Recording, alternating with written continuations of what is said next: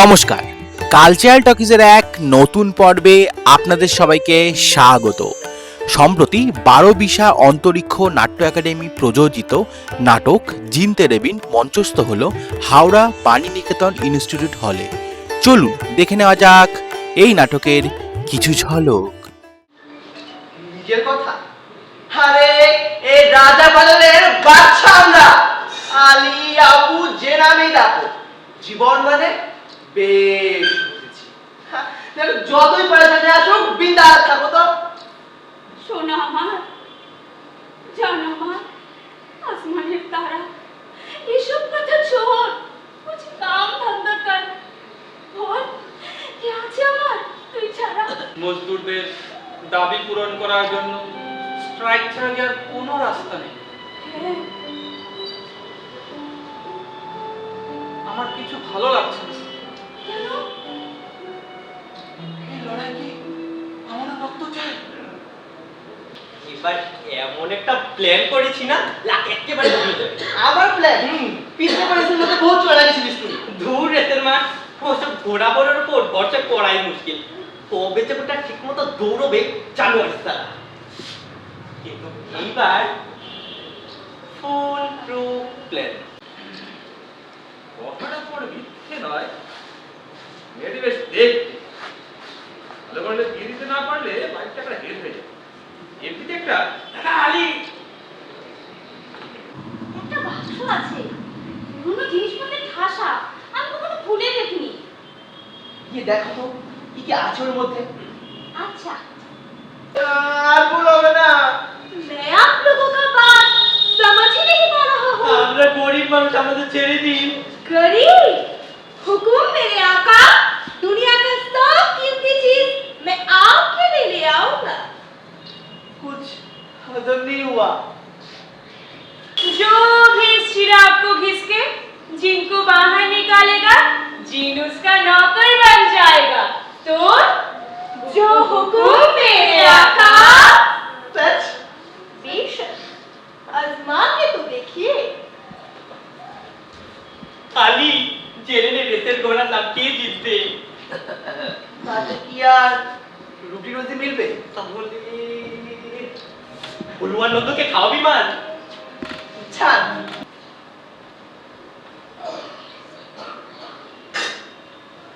I love you, Yasmin. আজ তোমার কাছে টাকা আছে, গাড়ি আছে, বাড়ি আছে, কিন্তু আমার জায়গা কোথায়? আমার মনে আজ তুমি আমার মনে ঠিক কেমন করে আছো? তাকিয়ে দেখছেন কি? বাংলা থিয়েটারে এর থেকে বেশি কিছু দেখানো যায় না। হিরে মুক্ত মণি, সুইস ব্যাংকে খুলে ফেলুন গোপন টাকার খনি। চিনি এসব আমার কিচ্ছু চাই না। अजीब चीज है इंसानियत। হরিণদের কথা জানুক নীরবতা, নীরব কোথায় থাকে জলের বাঁকে বাঁকে, শুকিয়ে গেলে বালি, বালিতে জল ঢালি, সেই জলের ধারা ভাসিয়ে দেবে পাড়া, সোনা খুঁজতে এসে ডুবে মরবি শেষে, বেশ ডুবিয়ে দিই। তার জন্য তো খাটলাম স্যার, যেমন না কেটে আশেপাশে ছেড়ে কাজ। সে অনেকদিন আগের কথা। বাগদাদ শহরে ছিল এক গরিব ছেলে। হঠাৎ একদিন পেল সে এক আশ্চর্য প্রদীপ। সেই প্রদীপে থাকতো একটা জিন। জিন ওই প্রদীপ ঘষলে জিন বেরিয়ে এসে তার সব ইচ্ছে পূরণ করে দিত। টাকা, কোটি টাকা, 10 কোটি, 10 লক্ষ কোটি, কোটি কোটি কোটি কোটি। উফ নন্দু, একজন মানুষের কত টাকা হলে সে তার সমস্ত ইচ্ছে পূরণ করতে পারে বলতো? হে ভাই, তুমি সাদা বাংলায় কথা বলতে পারো না? প্রভু, বাংলা ভাষার বহু প্রকারভেদের জ্ঞান সহজাত রূপেই আমার করায়ত্ত। তবে ধবল বাংলা বলিয়া কোন উপভাষা তো আমার জানা নাই। এই সাদা বাংলা মানে আমরা আমরা যেভাবে কথা বলি আর কি। ও শিওর শিওর, জানি তো স্যার, বাংরেজি। আপনি আমার যারে অর্ডার করবেন, আমি আপনাকে ঠিক তাই ডেলিভারি দেব। তুমি কি চিনে এটার কথা কাউকে বলেছিলে? চিরা কই না তো। এর কথা ভেবে বলো, এর মধ্যে কি কেউ এসেছিল তোমার সঙ্গে দেখা করার জন্য? উপরওয়ালা जब भी देता देता चप्पल मार के হাই সাব আপনিও। আলী নাকি এবার ইলেকশনে দাঁড়াচ্ছে শুনছি। হ্যাঁ সেরকমই তো বললো আমার। তাহলে তো জিতেও যাবে। ওই যতদিন চিরাগ আছে। চিরা কিন্তু তুমি আমার কাছে এসেছো কেন? আর কার কাছে যাব দাদা? আপনাকে সামনে রেখেই তো আমরা একজোট হতাম ঠান্ডা নিয়ে। কি সুন্দর ছিল সেসব দিন, কত স্বপ্ন ছিল আমাদের। ক্ষমতার রক্তবীজ আমাদের স্লোগানগুলোকে কেমন ক্লিশে করে দিল। হ্যাঁ দাদা, কিন্তু আমিও তো আপনার সামনেই দাঁড়িয়ে আছি দাদা, যে কিনা 10 বছর আগে খুন হয়ে গেছিলাম। এই শিবেন দত্ত লোকটা মারাত্মক, কিছু একটা করুন দাদা। তুমি নিজে কেন কিছু করছো না? ভূতের কোনো ক্ষমতা নেই দাদা, যা করবা চাইলে ভবিষ্যৎকেই করতে হবে। বুঝতে পারো আমার ছেলে আলীর পাশে দাঁড়ান, ওর খুব বিপদ। তুমি নিজে কেন যাচ্ছ না মাসুদ? উপরওয়ালার কাছে একদিন সবার বিচার হবে। দেখুন ভাবিজি, ঈশ্বরে আমি বিশ্বাস করি না, কিন্তু আপনার বিশ্বাস যদি আপনাকে মানসিক শান্তি দেয় তাহলে তাতে আমার কোনো আপত্তি নেই। সবই তো শুনলে, এবার কিছু একটা তো করতে হয় নাকি? কি করবো আমি? ভাবো, যা করার তোমাকেই করতে হবে। আমার কাছে তো আর চিরাগটাও নেই। করো না কোনো চিন্তা, মনে রেখো আল্লাহ আছে, আমি আছি জিন্দা। গালি দেবেন না বাবু। দেবো 100 বার দেবো। শয়তান, উল্লু ভাল্লু সূচক বাদো। আজ্ঞা করুন বাবু। যদু সঙ্গে আরেকটা কথা আছে, যার যাতে লাগে মন, কি বাহারি কি বাড়ো, কিন্তু কপাল মন যাতে মুসলমান, তাতে কি মুসলমান হলে কি হলো, বিয়ে তো করছেন না। আজ্ঞা করুন বাবু। বলে নিয়ে আয় কাকে?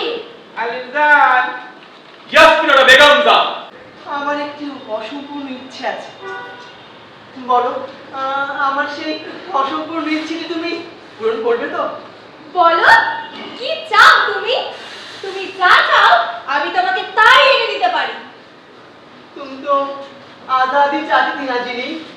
आजादी? आजादी किसे नहीं चाहिए अली? सही कहा तुमने, आजादी हमें भी चाहिए। आज तक तुम्हें मुक्त तुम्हें।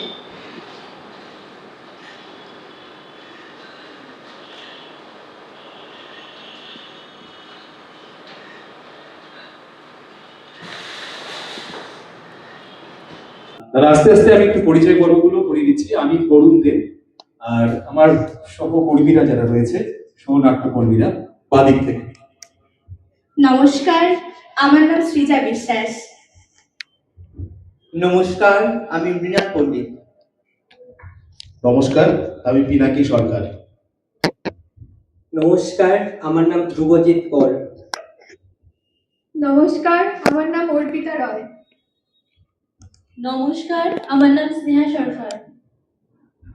নমস্কার, আমার নাম শ্রদ্ধা চক্রবর্তী। নমস্কার, আমার নাম কনক সরকার। নমস্কার, আমার নাম ভবতোষ পাল। নমস্কার, আমার নাম মীনা দাস। 12 বিশা নাট্য একাডেমি উত্তরীয় করিয়ে সম্মান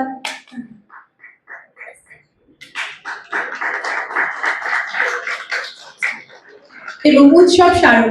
আমরা আজকে এই মঞ্চে জিন তেরেবিন নাটকটি উপস্থাপন করব। জিন তেরেবিন নাটকটির মূল বিষয়বস্তু রয়েছে হচ্ছে আমাদের সমাজে এক শ্রেণীর মানুষ শুধুমাত্র ভোটের জন্যই ব্যবহৃত হয়। তারা দিনের পর দিন তাদের কিন্তু আমরা যারা দেখি নেতা নেত্রীরা তাদের ভাষণে তাদেরকে জব্দ করেই রাখে এবং সেই শ্রেণীর মানুষ সবসময় বঞ্চিত থাকে। এবং তারা কিভাবে ব্যবহৃত হয় বিভিন্নভাবে, সেই বিষয়টি এখানে তুলে ধরা হচ্ছে। আর যুগের পর যুগ একই ব্যবস্থা রয়েছে। গণতন্ত্র, আমাদের আজকের পরিস্থিতি, পরিবেশ যা রয়েছে, সমাজ ব্যবস্থা যা রয়েছে, তাতে এই নাটকটি অত্যন্ত প্রাসঙ্গিক মনে করি। আর খুব সুন্দরভাবে উপস্থাপনা করা হয়েছে, কারণ একটি আমাদের যে কাহিনী, আলাদিনের যে চিরাগ নিয়ে যে কাহিনী, যে চিরাগটি হাতে পেলে আলাদিনের যে ভাগ্য বদলে যেত, এবং সেই চিরাগটিকে একটি এখানে ক্ষমতাকে দেখানো হয়েছে, যে ক্ষমতার ব্যবহার, একজন ভালো মানুষ সেই ক্ষমতাকে পেলে কি করতে পারেন এবং একজন খারাপ মানুষ সেই ক্ষমতা ব্যবহার কিভাবে করেন। তো এই বিষয়টি রয়েছে আমাদের জিন তেরেবিন। খুবই মজার নাটক, সেই মজার সঙ্গে সুন্দর এবং অত্যন্ত প্রাসঙ্গিক একটি মেসেজ দেওয়া হয়েছে সমাজকে। জিন তেরেবিন নাটকটা আমার এক প্রিয় ছাত্র সুদীপ্ত ওর লেখা। এটা একটা শহুরে রূপকথা বলা যায়, আলাদিনের গল্পকে আবার নতুন করে দেখা। আর এটা এই মুহূর্তে প্রযোজনা করছে 12 বিশা অন্তরিক্ষ নাট্য একাডেমি, বরুণ দেব ওর নির্দেশনায়। ওরা আলিপুরদুয়ার জেলার 12 বিশায় কাজ করে, খুবই ইয়াং এনার্জেটিক একটা দল। তো ওরা এই টেক্সটটাকে বেছে নিয়েছে, এবং এই টেক্সটের মধ্যে যে মানে যে মজা আছে, যে সমকালকে যেভাবে দেখা আছে, সেটাকে এক্সপ্লোর করছে। আমার মনে হয় প্রোডাকশনটা থেকেই সেটা দেখা বা সেটা এক্সপিরিয়েন্স করা ভালো। আমার মুখে বলে দরকার নেই, এটুকু বলবো যে প্রোডাকশনটা দেখুন।